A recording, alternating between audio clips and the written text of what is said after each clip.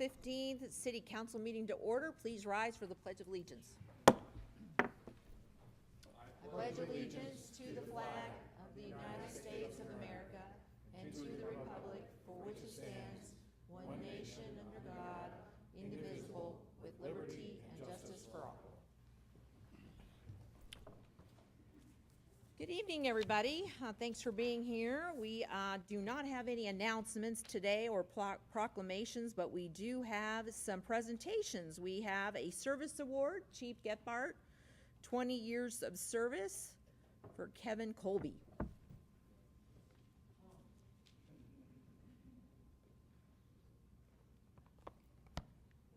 Thank you, Council. Thanks for having me here tonight to recognize 20 years of service to our city. So this is Lieutenant Kevin Colby. He's here with some of his family here to support him here tonight as well, and some of the other officers in the room. Kevin came to us in April of 2004, where he started his service in patrol. And he's an eager patrolman, hungry, out there on the streets hitting it. And I remember him when he came in the door. As a patrolman, he quickly got involved in many things in our department. He became a drug recognition expert, seeking out people who would be intoxicated for other things than alcohol. He became a field training officer, training newer officers that came on the department.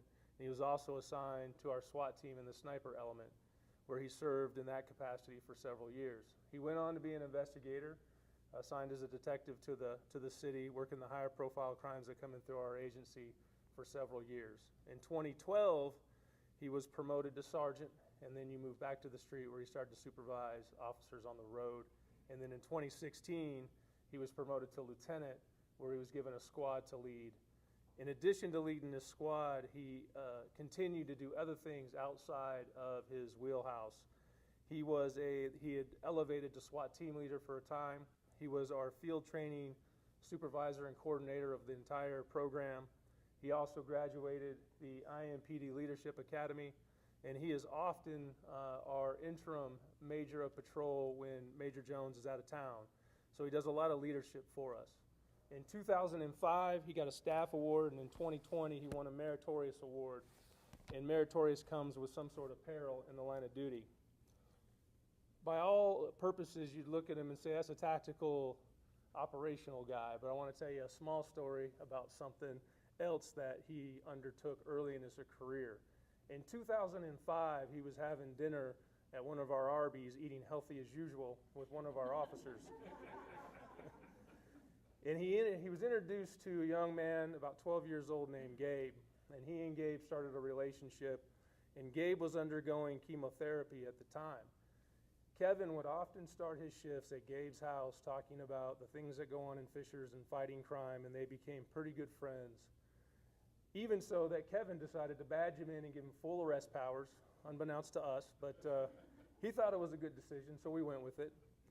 But as time went on, one of the things that Gabe loved most about Kevin's visit is that every time he'd leave, he'd run the sirens and chirp the air horn through the neighborhood, letting everybody know he had visited. And that made him pretty a happy guy. Well, tragically, Gabe lost his life and lost his battle. And Kevin was there for those days to console the family and him. And in true form, Kevin left the house that day, chirping the sirens and the air horn, which brought a small sigh of relief to the family in their time of grief. I know about this because the father wrote about it sometime after Gabe had died. So Kevin's not only getting it done tactically, operationally in the department, he's also there in service for our community. So congratulations, Kevin, and thank you for 20 years.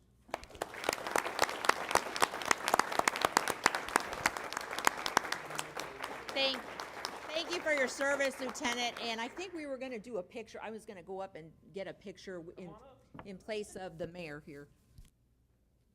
Who's got the camera? You? All right.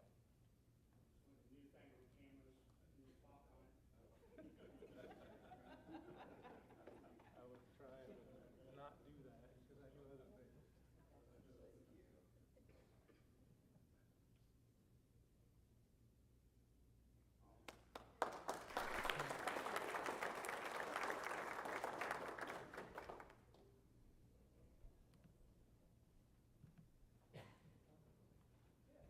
Okay, congratulations again to the lieutenant. We're next moving on to the Mayor's Youth Academy. They have a presentation, so come up. Yeah, Council President Coble, I'll tee this up for a second just to remind the group the Mayor's Youth Academy is a program we run each year with about 40 to 50 juniors and seniors throughout our Fishers High Schools. These students are exceptional. They're all 4.3 GPA pluses, involved in myriad activities, professional sports in their schools, musical programs, things of that nature, as well as our Mayor's Youth Academy. They meet with us about once a month, learn about civics, learn about local government, work through a problem with various departments, and the mayor and I and Jake Reardon McSorley get to spend some time posing a different problem set for these guys to work through. And this is the winning group that rose to the top of about 40 again, or 50 juniors and seniors. So thanks again for being here, guys, and I'll turn it over to you for your presentation. We're ready? Good evening, everybody. First of all, I want to say thank you for your time. My name is Lauren Compton, My name is Misha Malbris. I'm Delaney Greider. I'm Anna Wilson. and we're just a small part of the Mayor's Youth Academy, but today we bring you a question. Now, taking into consideration synthetic cannabinoids such as Delta-8, should the City of Fishers consider passing an ordinance limiting or prohibiting the sale of this synthetic cannabinoid? Now, with every question comes a solution. We think that we should only limit the sale of this synthetic cannabinoid through zoning with a specific focus on stricter ID laws and education about Delta-8 and these synthetic cannabinoids. So moving on from this, we decided to ultimately use deterrence over prohibition because ultimately the sale and production of these drugs and synthetics cannot completely be stopped. So mitigating and limiting the sale can also help to stop addictions and selling these drugs to minors. So what are synthetic cannabinoids? What is Delta-8 and why is it a problem in our community?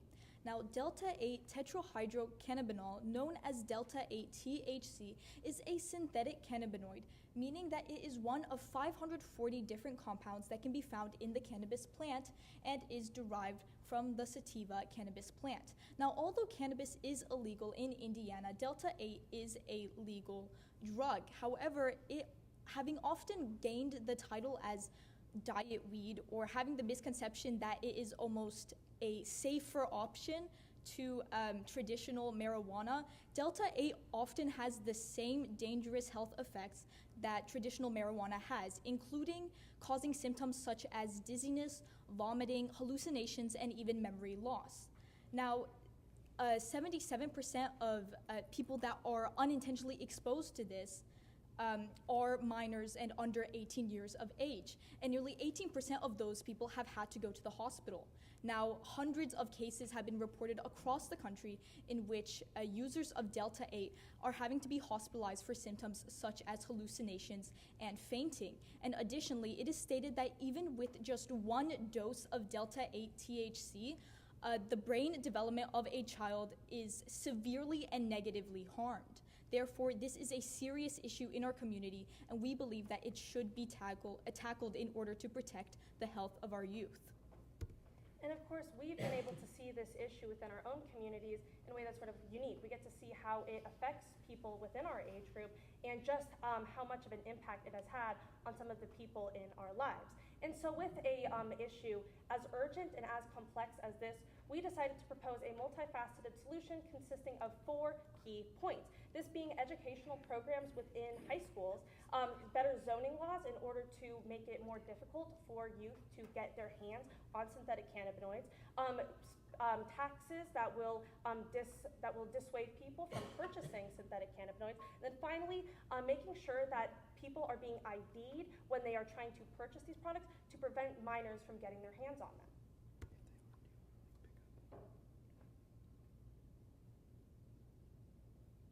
We have a couple people on Zoom. So they're not here. Are they here? We propose education programs to be implemented throughout the Fishers Health Department, educational materials for schools. Additionally, we want to make sure that students are aware of predatory advertising practices that companies use and the dangers of synthetic cannabinoids for their own health. Similar to the health department's movements for stigma-free Fishers, we also propose a program that will help to educate students and provide resources through a website that can be accessed online so that more students can have access to this program. Now, one of the methods we believe would be the most effective in combating this issue is the use of zoning. Now, we believe that there are three main ways that we could use zoning in order to tackle this problem. Firstly, the first way is a buffering, basically creating a distance in which a dispensary cannot operate, such as implementing a certain distance within a school where a dispensary cannot be operational, or within a church, for example. Additionally, we believe that the city could control the density or how many synthetic cannabinoid businesses are operating within a certain area, as well as controlling for operational characteristics such as the hours of operation and the odor that comes from these businesses.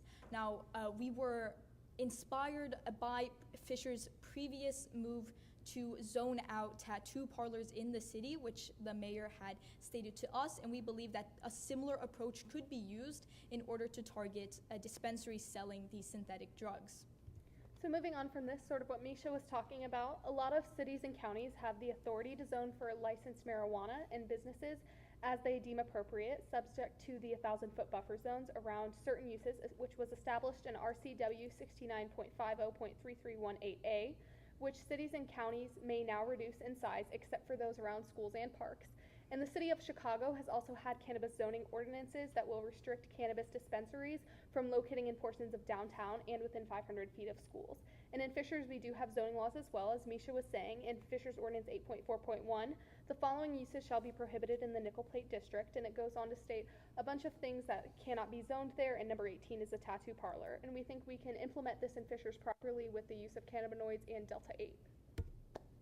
Now, Delta 8 and synthetic cannabinoids currently go untaxed. Now, as you see on the screen, we have certain products that are under a product tax, and you've seen in states like Colorado, marijuana has a sales tax on it that has, it's been a great help to the state. It funded every single public and private student an iPad in the state of Colorado, so it's been a great help, and we could do the exact same thing with this substance and throughout the city with projects or whatever we need be. And it also could kind of zero in on the audience. This will raise the prices of these items, kind of deterring broad use of the item.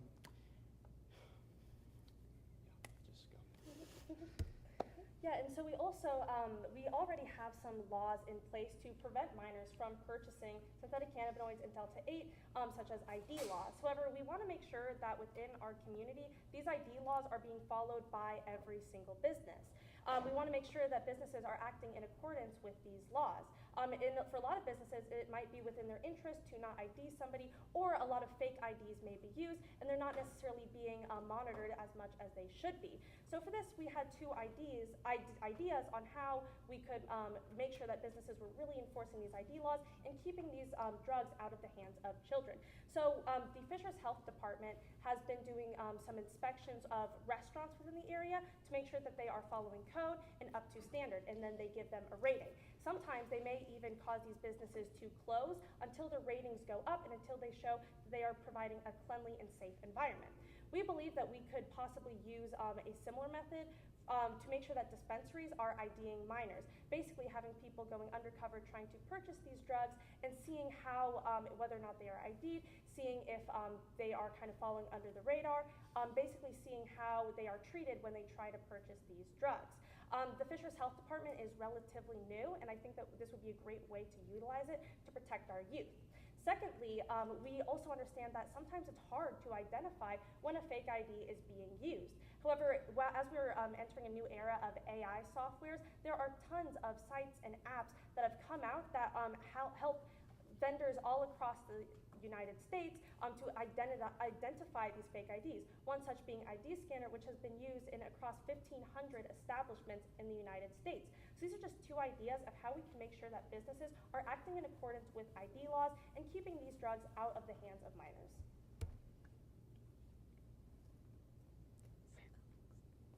Hello, my name is Alex Yu, and next I'll talk about local regulation. For local regulation and purchasing restrictions, we believe they are worthwhile to pursue because when effectively executed, they can be very effective in reducing the detrimental impact and widespread use of synthetic cannabinoids. Now, first, I want to address the feasibility of implementing such local regulation. So, for looking at feasibility, we want to look at the City of Los Angeles as an example. They actually have a City of Los Angeles Department of Cannabis Regulation as a sort of department that they've created to help them regulate cannabis. And we want to look at this as an example of how we as the City of Fishers can clearly lay out local regulation of synthetic cannabinoids in coordination with the state of Indiana, like they do in coordination with the state of California. Therefore, the City of Fishers can take after their example and create their own department for drug and alcohol regulation, perhaps, which would enable them to regulate synthetic cannabinoids and other potentially dangerous substances. Now, for the actual limits and regulation, we propose two main things. First, we propose implementing a purchasing limit on the sale of synthetic cannabinoids within a given time frame. This is a necessary measure to help curb the sale of synthetic cannabinoids to minors who are a large consumer of synthetic cannabinoids, as far as we know in the City of Fishers from peers and from teachers that we know from. And we think that putting a sale limit would enable, would provide another level of security to prevent the sale to minors. Next, we want to include an initiative for a structured method of regulation that would only allow for certain products that meet the health standards to be sold. There are currently no standards for making, packaging, or selling synthetic cannabinoids, which means that even 2 packets of the same brand named product may contain completely different chemicals. So we propose for creating actual restrictions and regulation on their marketing and ingredients to become more transparent and to ensure relative safety of consumers. For example, this issue and lack of regulation has become especially dangerous as several individuals who use synthetic cannabinoids reported experiencing severe bleeding and tested positive for a chemical often used in rat poison called rhodophyton.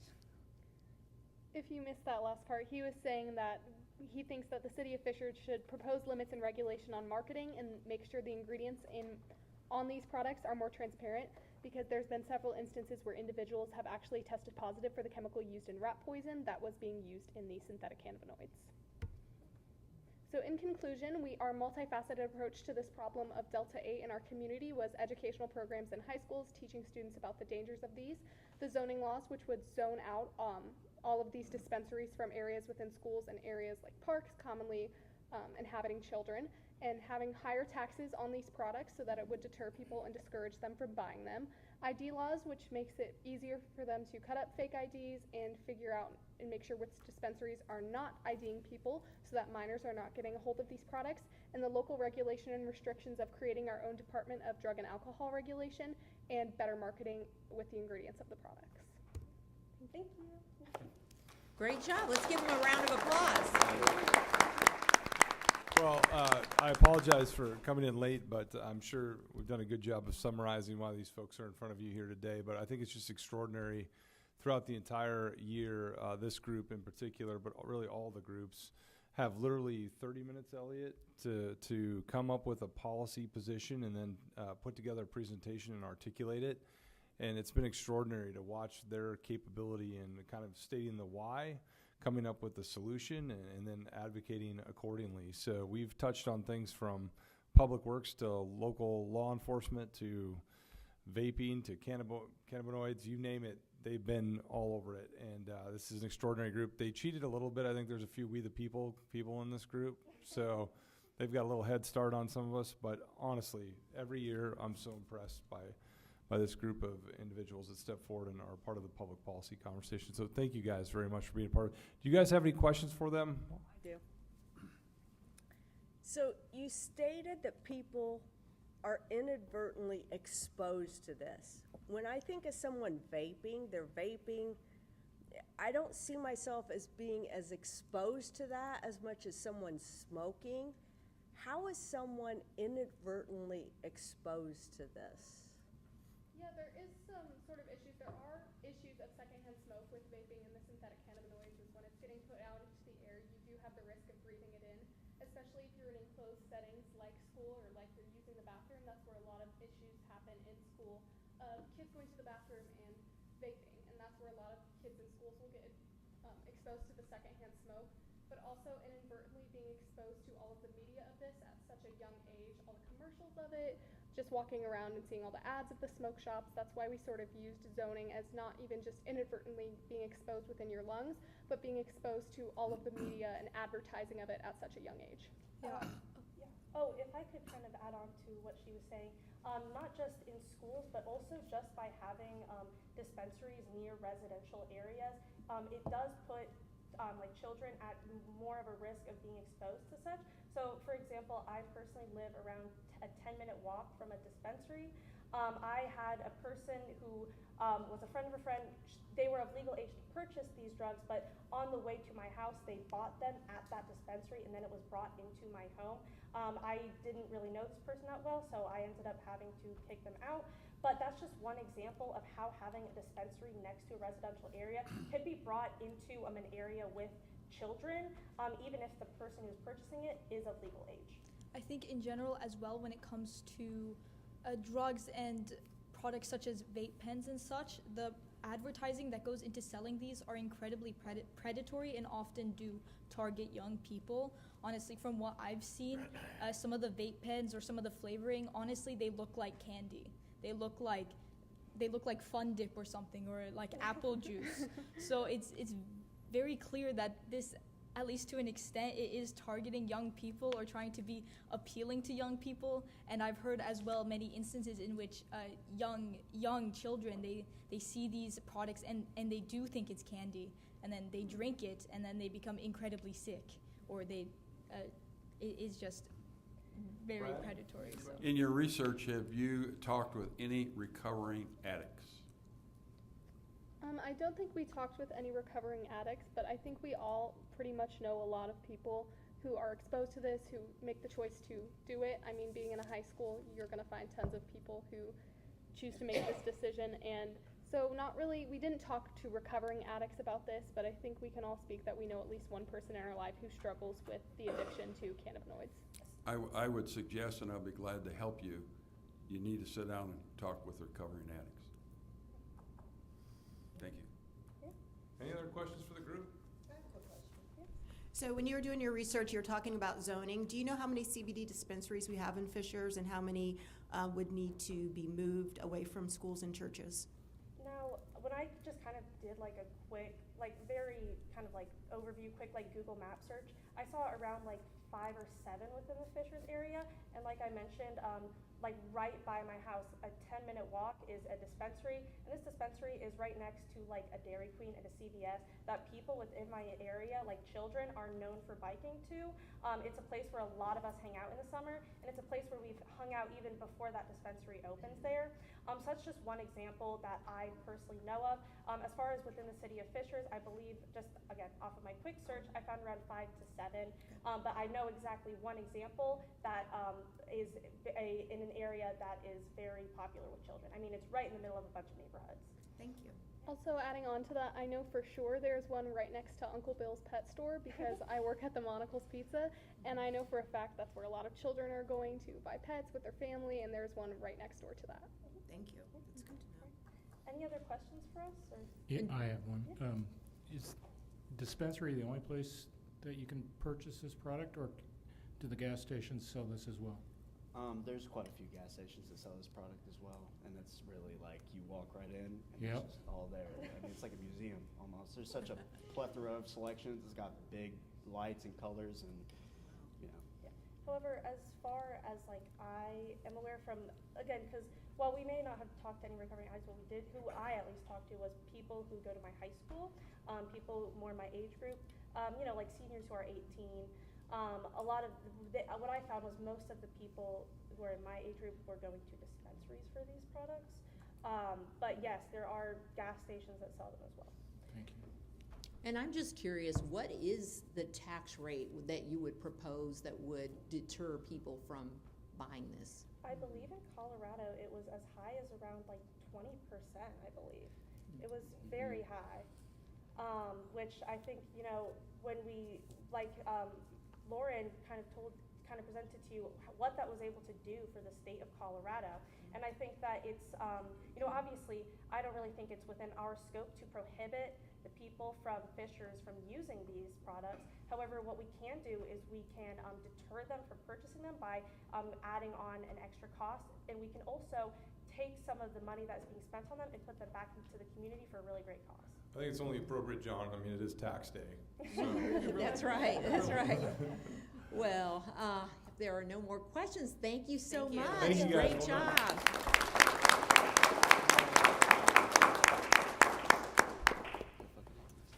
Okay, we are now moving on to council committee reports. We have a finance committee report. John Weingart.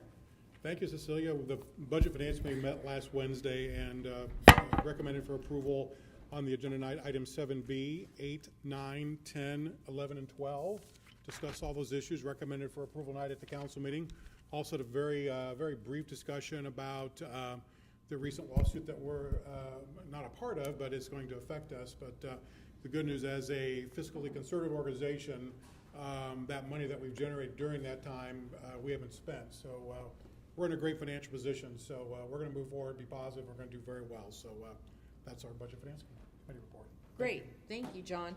Moving on to department reports. The Health Department report is listed on the agenda. If anyone's interested in looking that up, they can look that up. Do I have a motion to approve the consent agenda? Motion by Pete Peterson. Is there a second? Second by Selena Stoller. All those in favor say aye. Aye. Any opposed? Okay, the consent agenda passes. We're moving on to the regular agenda, budget financial items. Number 8, R041524A. It's a request to approve additional appropriation of the general fund. There's a public hearing, and we have Lisa Bradford at the mic to share the information. Thank you. For the record, Lisa Bradford, City Controller. The item before you relates to an additional appropriation for the City Hall project. As this body may recall, back when we undertook the City Hall project, we had planned to use our ARPA funds for public safety salary costs, and those savings from public safety salary costs we put to the construction of City Hall. That's been about 2 years in. We have changed some vendors on some POs, so the initial funding, as we changed those vendors, got untied, and so what we're doing is just doing an additional appropriation. It doesn't affect the bottom line. It was all factored in to the general fund planning, but just in the interest for accounting purposes, we decided to do the additional appropriation for transparency as we move forward. Thank you, Lisa. Are there any questions by council? Make a motion to approve. So there is a motion to approve, but we do have to open it up for a public hearing. We will now open up the public hearing. Anyone wishing to speak, please come up to the podium, state your name and address for the record, and you have 3 minutes. Seeing none, we'll close public comment. There's a motion to approve by Pete Peterson, second by John Weingart. All those in favor say aye. Aye. Any opposed? A motion passes. Moving on to item 9, R041524B. It's a request to approve a reimbursement resolution for the State Road 37 and 41 interstate interchange project. And Lisa Bradford's at the mic to share information. Thank you. So as you guys will recall, this is the final piece of State Road 37 for the Fisher share. Last year, at the time when we had first undertaken some bids, they had not come back in the amount that we were anticipating, so we had delayed that letting until later this year, here in April, late April. And so what this project is going to do is obviously complete the 37 interchange, and as we, as a fiscal body, decide what type of financing we're going to use, whether it will be cash reserves, whether it will be a portion of cash reserves and debt financing or all debt financing, what the item before you does is allow us at any time to issue debt financing for the project. So what you can do, as long as you adopt this reimbursement resolution before the project starts, you can make the decision to issue debt for the project. So this is, as we take a look at when the bids come back, what the best fiscal decision is for the city. we'll come back and talk about that, but what this does is just protect us and allow us to have the ability to issue debt financing if that is the decision we decide to make. Thanks, Lisa. Are there any questions by council? I do. Just as a question, this interchange, 141st and State Road 37, correct, is one we've kind of waited on completing for, and we had some reasons for it, although we received a lot of folks that kept asking, but Scott, I'll ask you, and I'm just curious, how much did we save, or how much did we cut our costs by kind of re-engineering this and rethinking it and being thoughtful about it? I think we're several millions of dollars. We're at 37.6 million. I think the original bid was north of 40 million. So again, as you said, it got political in some regards about the delay, but it really was a strategic decision. We thought that waiting for a different procurement cycle would make sense.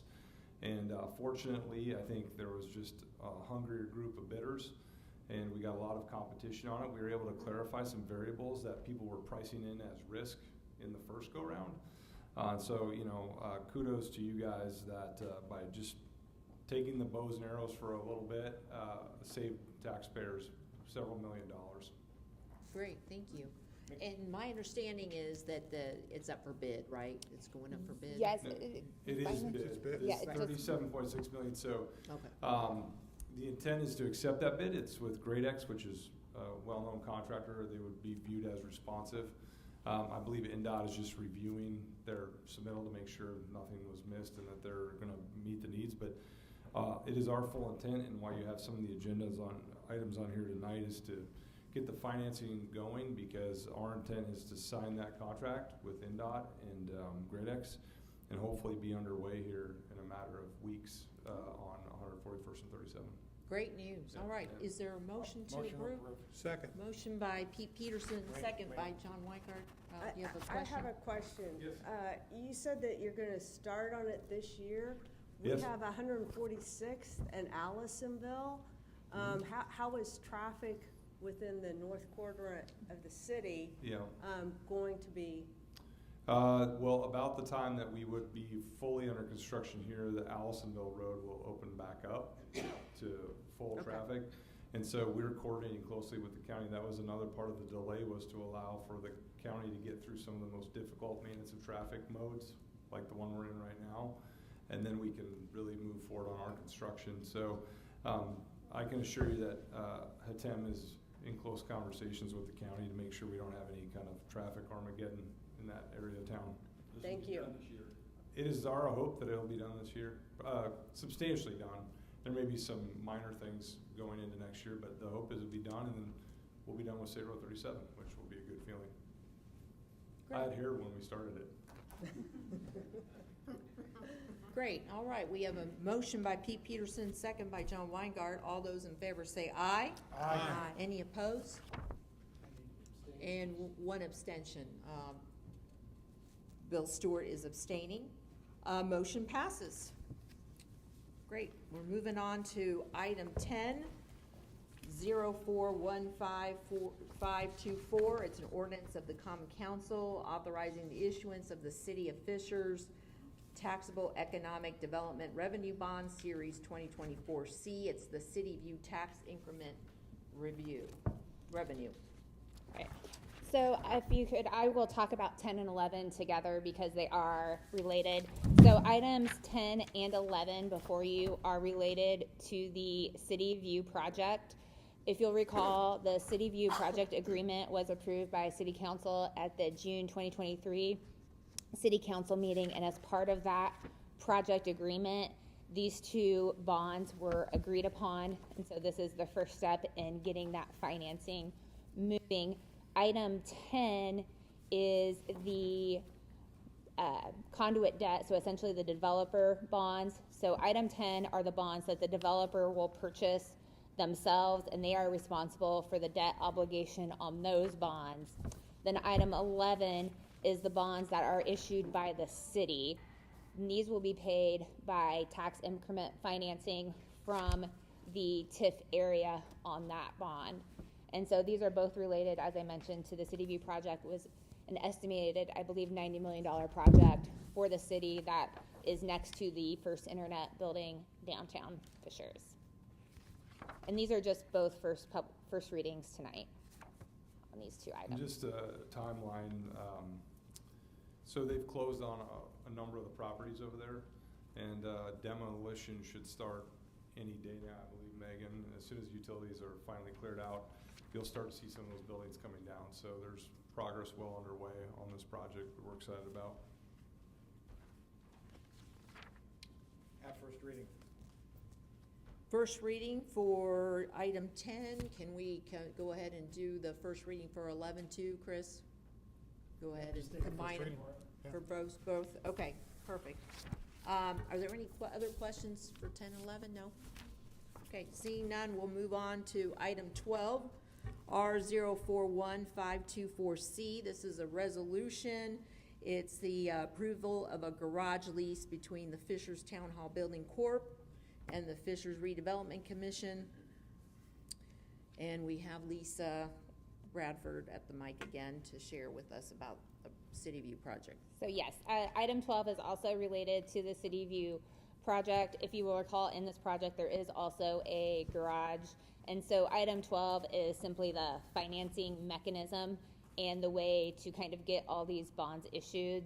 So a financing in the form of a lease financing, where instead of a direct debt by the city leases the property being financed from the lessor, Town Hall Building Corp, and then make lease payments.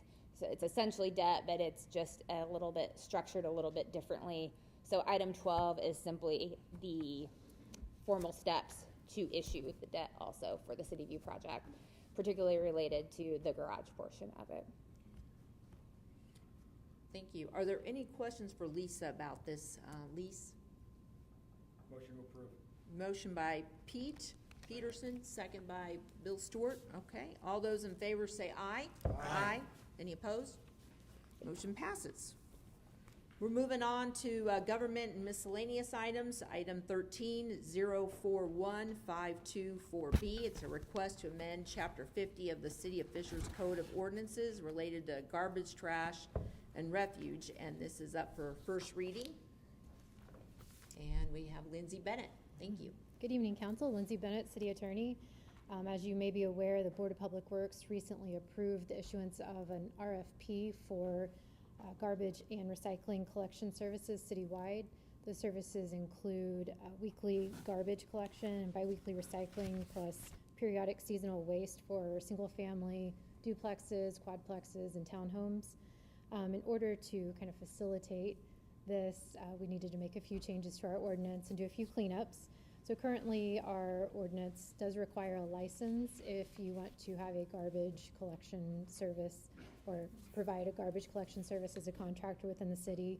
We actually are not enforcing that right now, but we would like to do that. So the new ordinance, the changes that we've made, in the event that the board does not pick an exclusive provider, everything would stay the same. Residential, commercial, garbage collection providers would have to come in and get a license. That also requires a bond, and those licenses would expire December 31st, and they would have to be renewed yearly. The bond is especially important whenever we have issues with any of the collection contractors. If they spill hydraulic fluid on the road, if they somehow put some wear and tear on our roads, the bond would allow us to go and collect in the event that we're not able to get them to come and clean it up. Now, in the event that the board does select an exclusive provider, the ordinance also provides for commercial to still follow that licensing protocol, so they would still have to come in, get the license, do the bond, and then the residential, those single-family homes, duplexes, quadplexes, and townhomes, the provider for those would just adhere to the contract that we enter into with the board. A couple of other changes, we would also ask that the garbage and recycling collection service providers that we enter into contracts with would be the exclusive provider for the city, and any other providers that may be providing those services now would not be allowed to collect a cart fee, return fee, contract cancellation fee in certain circumstances. So, if they had a validly existing license, if they had a written contract with the residential customer that clearly stated the payment of those cancellation fees. And one of the other things that we did was if they submit a bid, then they cannot collect those fees. So we are kind of mimicking the same requirements that we have for the RFP. Another restriction that we put into this amended ordinance is to limit the collection of trash in residentially zoned areas between 9 p.m. and 6 a.m.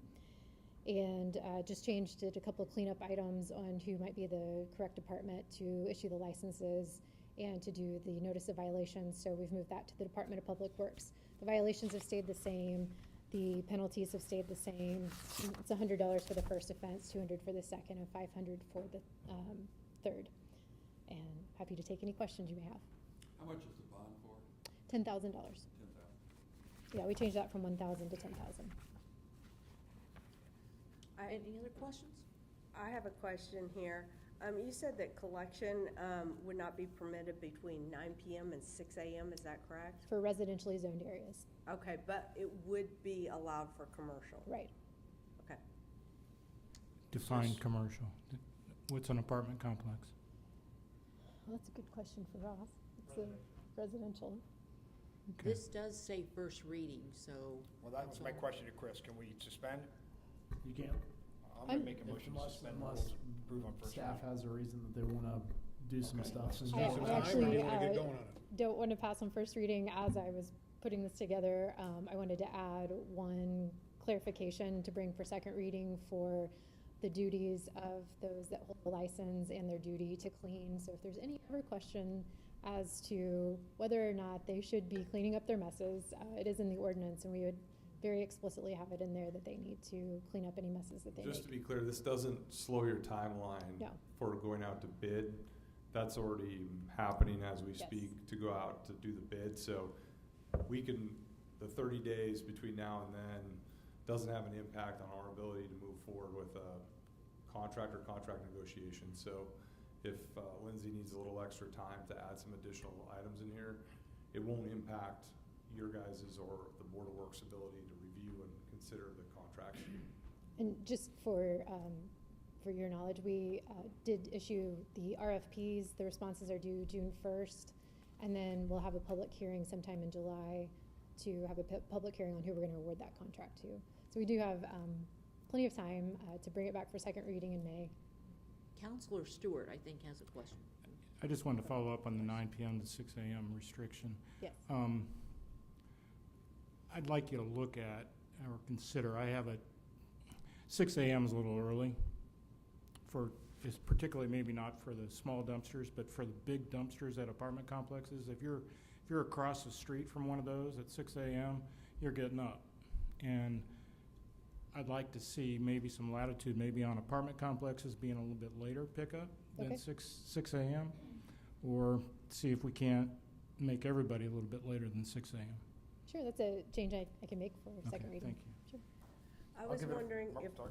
if we could make the commercial collection, if it's within so many feet of a residential area, that it has to be within the same stated hours. They can't come at 3 a.m. in the morning and pick up the trash at a commercial business that is close to a residential.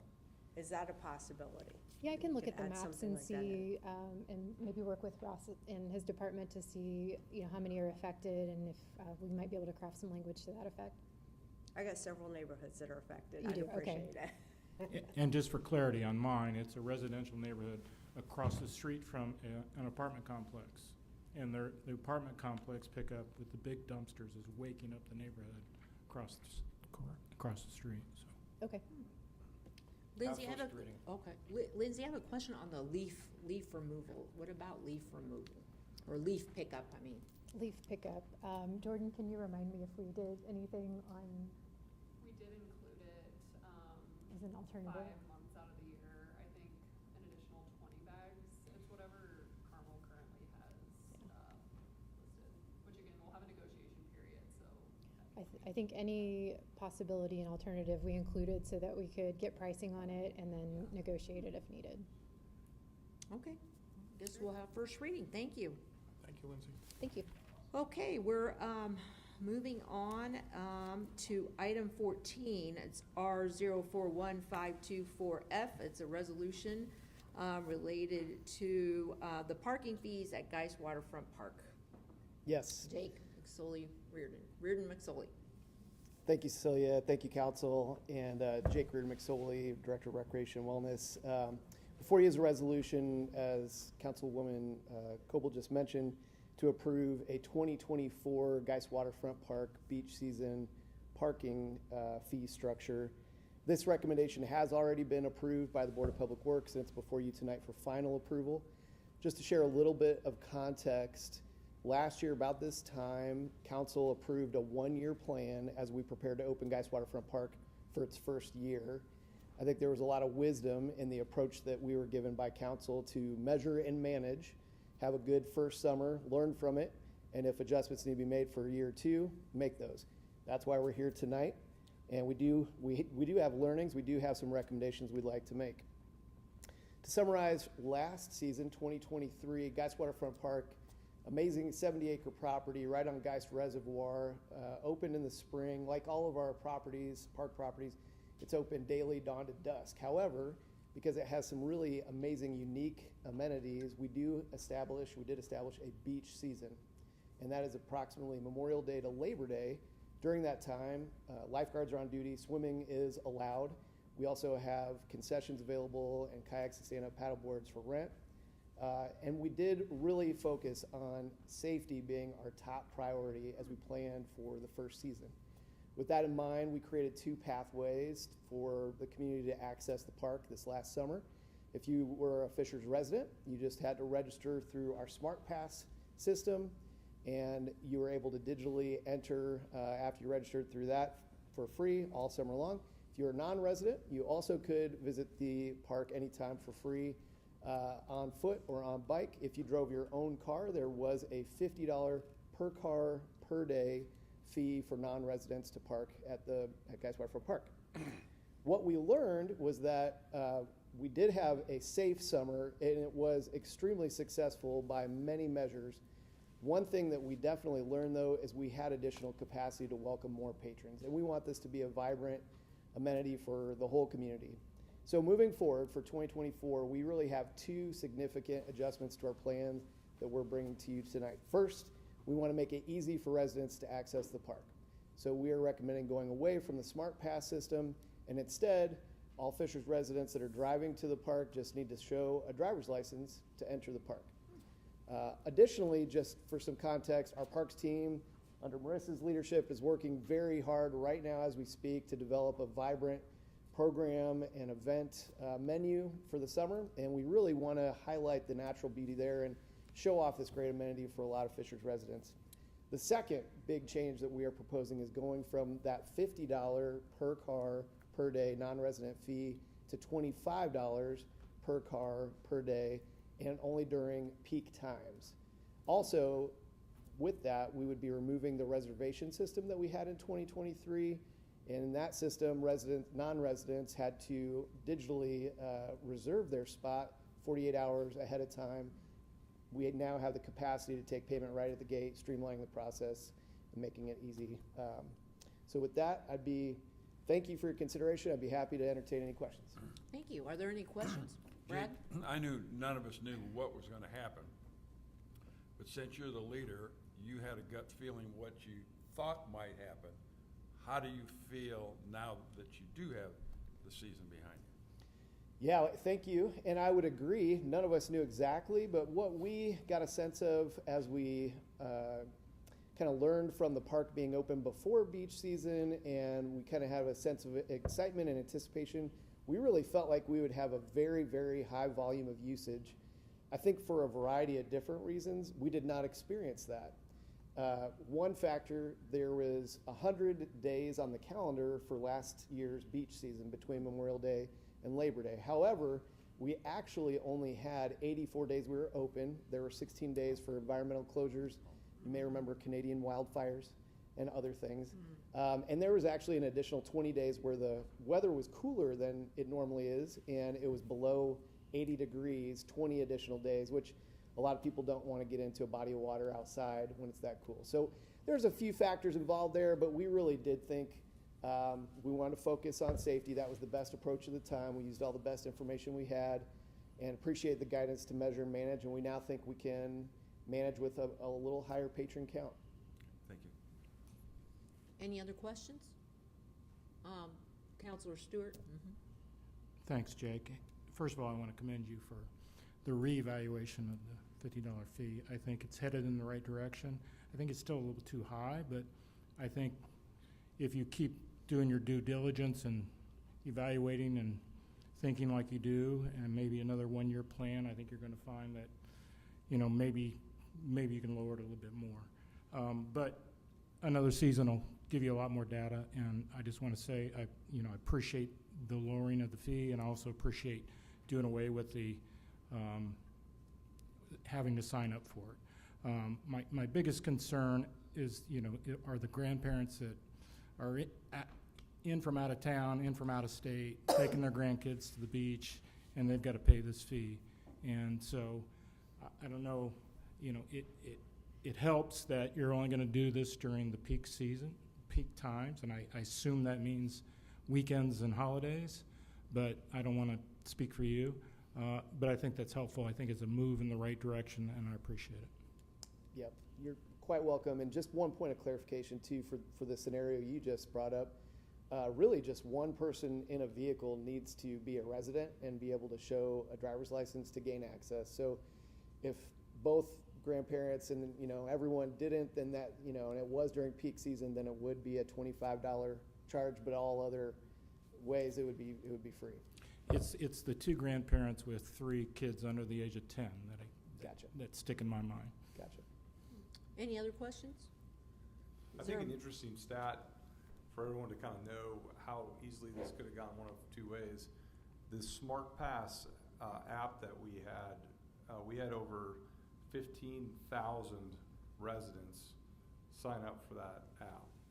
So had those residents decided that, yes, I'm going to download this app and I'm going to go to that beach on a sunny, June day, we would have been in trouble in terms of being able to maintain that. So just understand that this is, again, a measured approach. Because had those 15,000 activated, you would have had quite a traffic phenomenon on Oleo Road. So to Councilmember Stewart's point, I think we'll observe, we'll manage, and again, if we have more capacity, we'll figure out ways to bring more people to the beach going forward after this year. So Smart Pass won't be used at all? It will not. Okay, and Bill's question, but if the parent had the Smart Pass, give the phone to the grandparent. Yeah, no, it's, well, and I think too, Jake, maybe to clarify too, because I could see a scenario where kids roll up on their bicycle, and they don't have a driver's license. I mean, if someone is from Fishers and they give an address, I mean, we're going to work with people. I mean, I think to say you have to bring your passport and 3 kinds of identification is probably a bit much. So I think Marissa and Jake will train our staff appropriately to be welcoming and hospitable. If I'm remembering my kids correctly, every single one of those kids, when they went to school, got a school ID of some sort that said they went to school here in Fishers. That may be something you could add on. We Jake, can that would definitely be figure it easier. out. Right, because I guarantee you, every one of those kids are given one of those things. Because they're probably still lying around my house somewhere. Counselor Davidson? I have a quick question. You talked about losing a couple of days due to environmental issues. How many days did we lose to water quality, and is there anything that we can do about that? Yes, 3 days. And yes, there are things that we do and are going to continue to do. So first, just I guess for some context, we carry out weekly water testing, and that is above and beyond what the regulation is for a body of water and property like ours. And really other like providers don't do that in even Hamilton County. So weekly water testings, we monitor that quickly. You can get a sense of like which direction things are going. The other thing that we're doing is quite a bit of mitigation and remediation for the algae as well. So there's weekly removal with various manual approaches, and then there's also treatments that we've been doing on a weekly basis. Thank you.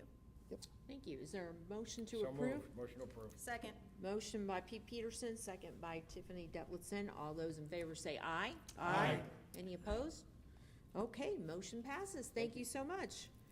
Next two items, item 15, 16, are related to planning and zoning. We're moving on to 041524C. It's a request to vacate the sign easement within the Northeast Commerce Park subdivision, located north in North Lantern Road and Technology Drive. It's a first reading. We have Ross Hillary at the podium to explain this project. Yes, thank you. Item 15 is a request to vacate the sign easement that is within the Northeast Commerce Park that is now known as Techway. As part of the Northeast Commerce Park, sign easement was previously established. You can see in the image on the right. Since this time, the previous right-of-way has been removed. I'll zoom in. Here is an image of the area back in 2015 where the previous access to the tech park was located adjacent to the then rail. We now have a brand new building there, as well as the relocation of that road. So as part of that project, the developer will reestablish an easement within the existing green space. This is a first reading. Staff will return in May for public hearing and final reading. Great, thank you, Ross. Are there any questions for Ross? Have first reading. Okay, first reading. Thank you very much, Ross. Okay, and item 16 is 041524D. It's a text amendment to the Hamilton proper PUD to allow residential townhomes, mixed use, and park improvements near the intersection of 116th Street and Hoosier Road. Yes, again, Ross Hillary, Planning and Zoning. Like you said, item 16 is a consideration of a text amendment to the Hamilton proper PUD to allow residential townhomes, mixed use, and park improvements near the intersection of 116th Street and Hoosier Road. I have a couple additional slides for you. This text amendment will include 75 townhomes in total, 45 multifamily homes, 20,000 square feet of commercial space, as well as park improvements to the existing Hamilton proper park, including plantings, public plaza, pedestrian connectivity, and more. This is anticipated to be a phased project, as you can see in the concept plan, phase 1 being the area on the west and phase 2 on the east. You'll note the fresh time and the play school on the concept for context. Here's a rendering of the improved entrance that would serve this development. Currently is the access point that residents of Fishers use to get to Fresh Time Grocery. The 20,000 square foot commercial space and 45 multifamily homes will act as the primary anchor for the mixed-use development. The proposal includes pedestrian-oriented areas as well as public plazas that would be used by the commercial tenants and available to residents. One part that's in this text amendment is the connection to the Hamilton proper park is a priority, so blending the open space within that development, as you can see here. And improvements to Hamilton proper park, including amenities and access, will be determined as we move through this rezone process. Architecture of the mixed use and townhomes will be taken through the PUD committee. You can see here in red that the townhomes are planned to be alley loaded, with 40% of them facing Hamilton proper park. Staff does anticipate a neighborhood meeting to be held in May, with public hearings at Plan Commission in June, and return here to City Council in June. Jennifer Milliken with Ice Miller is here to answer any additional questions you might have. This is a first reading. Ross, perhaps you can make this point of clarification. You said multifamily. I think that's a term used for multiple families being in there, but we often go directly for rent units. I believe these are condos, if I'm not mistaken. Is that right, Megan? So just to be clear, although we say multifamily, that's often viewed as for rent. This is for sale product, just condominiumized within the building. Yes, sorry about that. Ross, I have a quick question. Sure.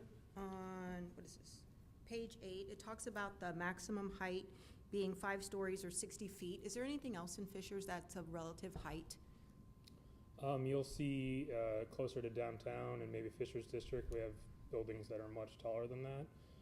But in this area, Directly adjacent, there isn't. I think maybe 2 stories is probably the maximum height right there. Okay, so they'd need a variance for that? Well, while they're doing this text amendment, they're including new standards Okay. for that development, so they wouldn't need a variance Be in the PUD. if Okay. you eventually approve that text amendment. Are there any other comments or questions by council?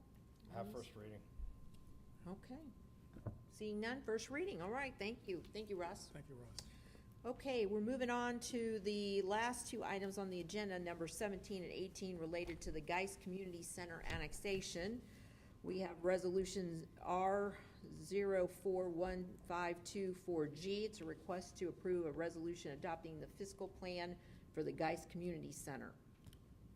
Yes, Ross Hillary again. I'll speak on items 17 and 18 together.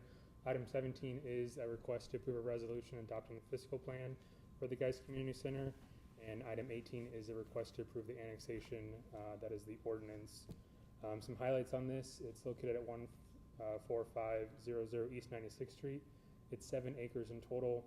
They are doing some expansion of this place of worship, and as part of that, they are annexing and connecting to our sewer system. Happy to answer any questions. Great. Are there any questions regarding item 17 or 18 related to the Geist Community Center? Okay. Motion to approve. Seeing none, okay, we're gonna go to, item 17 is, P. Peterson, just, Second. Motion to approve. There's a second by John Weingart. All those in favor to approve item 17, say aye. Aye. Any opposed? Item 17 passes. Is there a motion to approve 18? Motion by Pete Peterson. Is there a second? Second. Second by Selena Stoller. All those in favor say aye. Aye. Aye. Any opposed? Motion passes. Thank you very much. Now we're moving on to 19. And there are no unfinished business or any unfinished items this evening. We're moving on to community comment. If there's anyone from the audience wishing to speak, if you could come up to the podium, state your name and address for the record, and you have about 3 minutes to speak. Okay, looks like we don't have anybody tonight, so we're I'll going to make a close motion to community adjourn. comment. Second. Motion by Pete, second by John Weingart. We are adjourned. Thank you.